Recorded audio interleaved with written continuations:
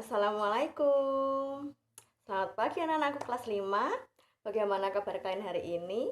Semoga semuanya selalu dalam keadaan sehat walafiat.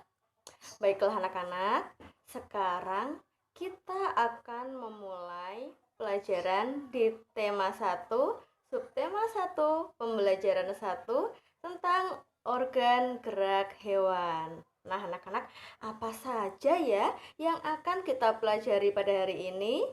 Mari simak video berikut ini.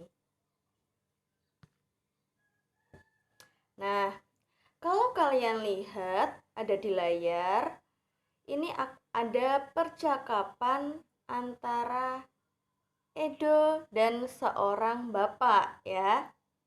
Nah, ini Edo berkata, "Pak, lucu ya kelinci-kelinci itu, bulunya tebal dan gerak-geriknya lincah. Kenapa kelinci bisa meloncat dan berlari dengan lincah seperti itu ya?" Lalu bapak pun menjawab, "Benar, kelinci dapat bergerak lincah karena didukung oleh organ-organ geraknya. Pada dasarnya, organ gerak kelinci serta hewan lainnya hampir sama dengan organ gerak manusia." Nah, Edo pun menyimpulkan, tanpa organ gerak, kita tidak bisa melakukan kegiatan apapun. Seperti itu. Nah, di sini ada teks bacaan. Kita baca bersama-sama dulu ya anak-anak. Organ gerak manusia dan hewan. Salah satu ciri dari makhluk hidup adalah bergerak. Secara umum, gerak dapat diartikan berpindah tempat atau perubahan posisi sebagian atau seluruh bagian dari tubuh. Makhluk hidup akan bergerak apabila ada rangsangan yang mengenai sebagian atau seluruh bagian tubuhnya.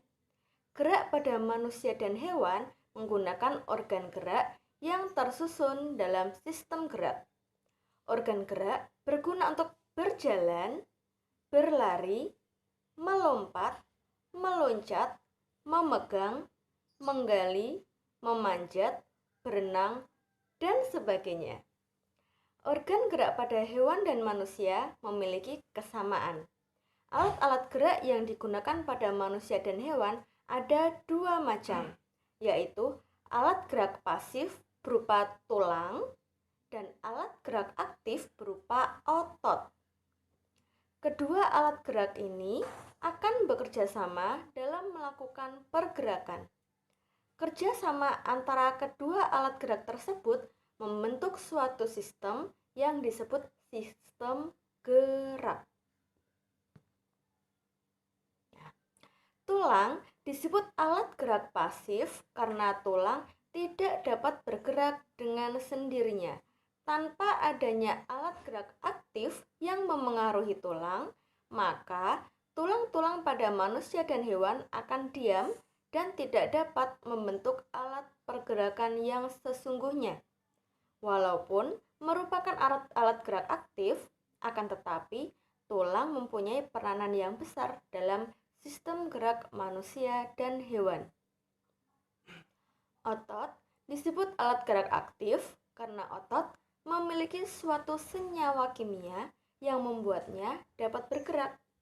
Pada saat otot yang menempel pada tulang bergerak, otot tersebut akan membuat tulang bergerak. Nah, itu tadi adalah teks mengenai organ gerak ya. Jadi, mengapa tulang disebut organ gerak pasif? Karena tidak dapat digerakkan sendirian. Sedangkan yang dapat membantunya adalah otot. Ketika tulang dan otot itu bersatu, maka dapat digerakkan. Contohnya tangan bisa kamu gerakkan, kaki bisa kamu gunakan untuk berjalan, atau misalnya leher bisa digunakan untuk bergeleng-geleng seperti itu ya. Nah, sekarang ayo berlatih.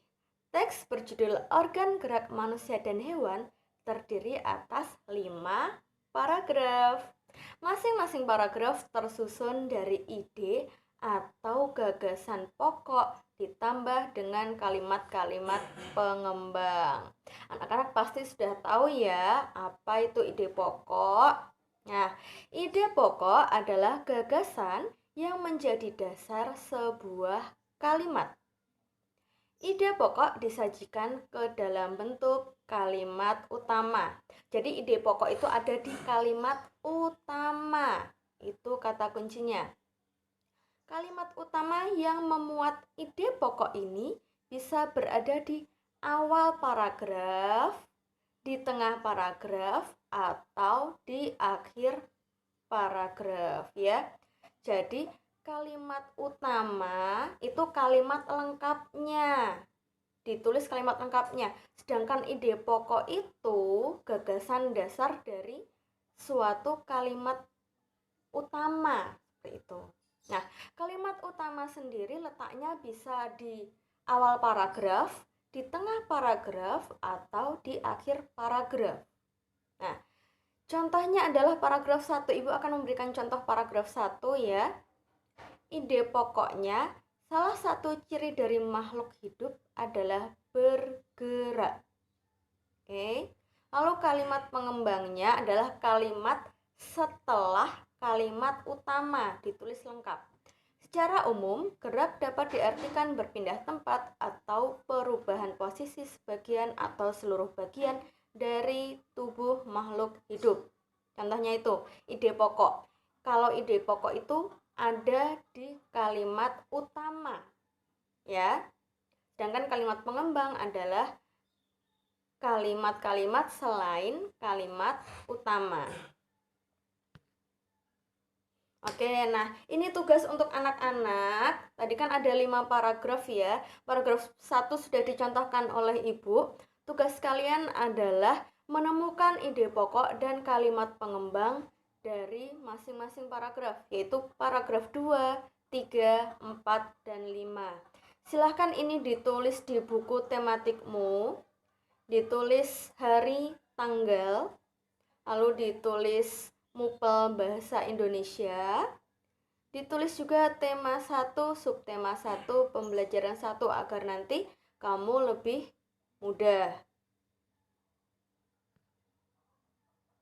Nah, ini juga ada bahan diskusi. Silahkan kamu berdiskusi dengan orang tua atau teman yang ada di dekat rumahmu. Silahkan saling berdiskusi pengertian ide pokok bacaan itu apa, fungsi ide pokok bacaan itu apa, dan cara menentukan ide pokok bacaan itu seperti apa. Silahkan anak-anak bisa mencarinya di internet ataupun bertanya pada yang lebih paham ya. Hasilnya seperti apa nanti silahkan ditulis di buku tematikmu seperti itu. Oke, bisa dipahami ya anak-anak ya. Oke, yang terakhir dari Ibu ada sebuah pantun. Pergi ke pasar membeli pasak, tidak lupa membeli papan. Percuma saja punya ilmu banyak kalau itu tidak pernah diamalkan. Oke anak-anak, tetap sehat, tetap semangat, tetap menjaga 5M dimanapun anak-anak berada.